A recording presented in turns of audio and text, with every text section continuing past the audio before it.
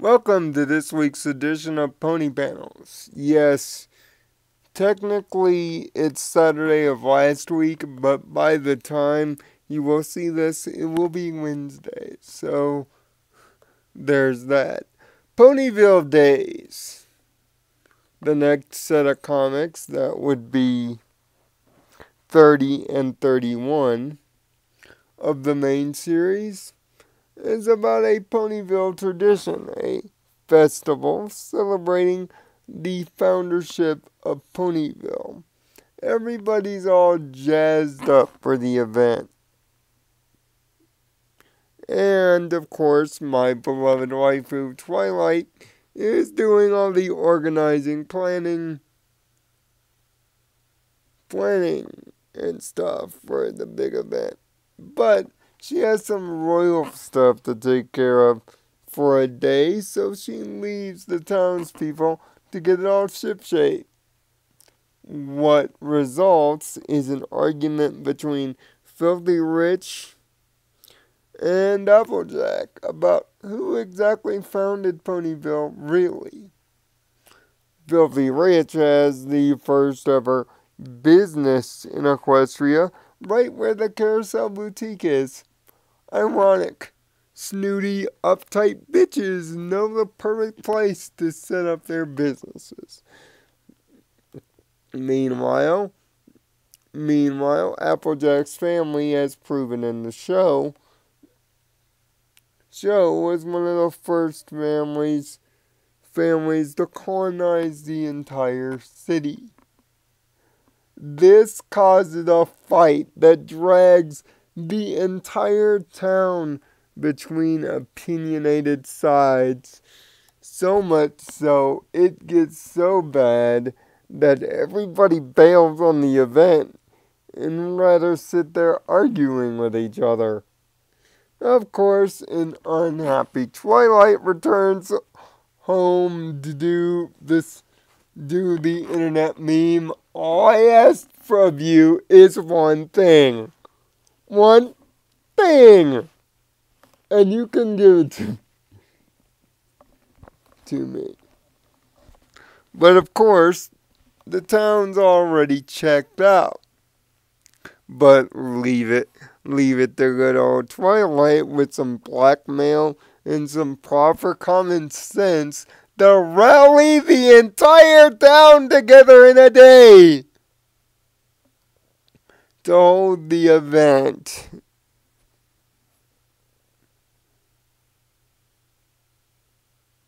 Which proves my ultimate point here.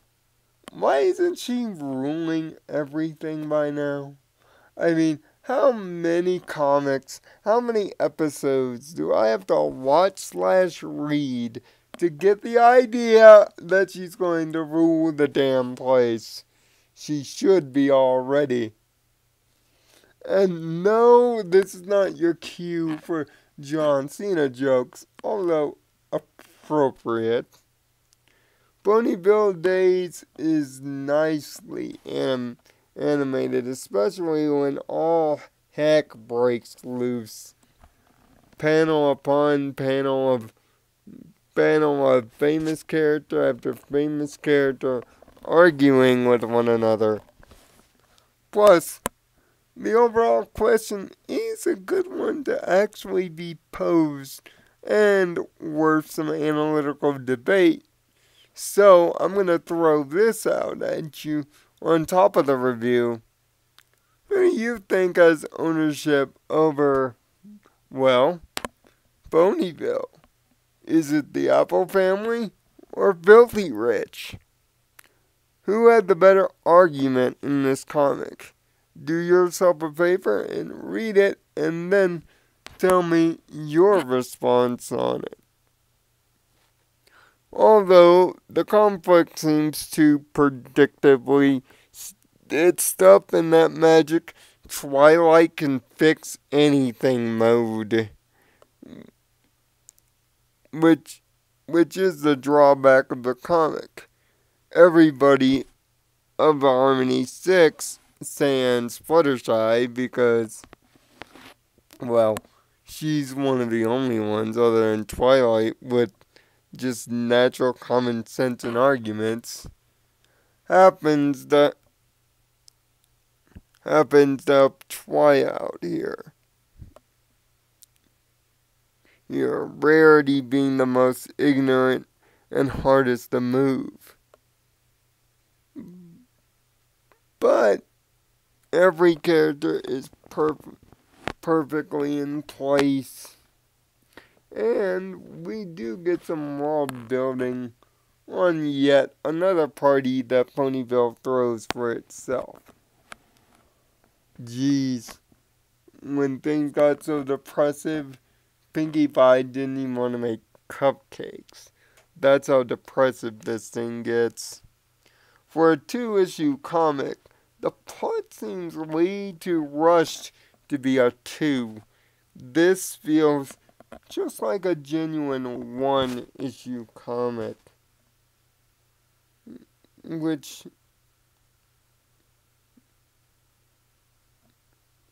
doesn't really help matters per se. And that's what really hurts it. It's a good overall plot, but it's dragged far too long. That's why I have to give the Ponyville Days comics 30 and 31 only a 3 out of 6. With a rushed resolution,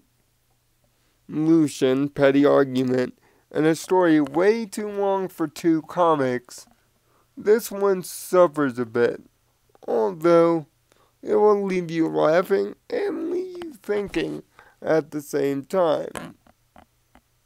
When we get back, we'll wrap up and catch up with the main comic series' latest entry, which is kind of bizarre.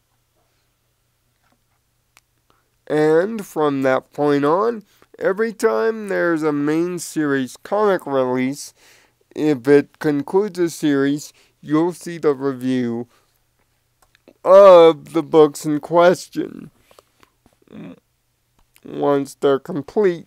If it's a one-off, you'll see the review that week.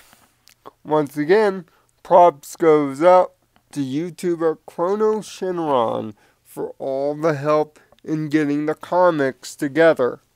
And don't worry, we'll be touching on Fiendship is Magic and the Friends Forever line as well. So, until next time, find peace in your own nirvana. Thanks for watching.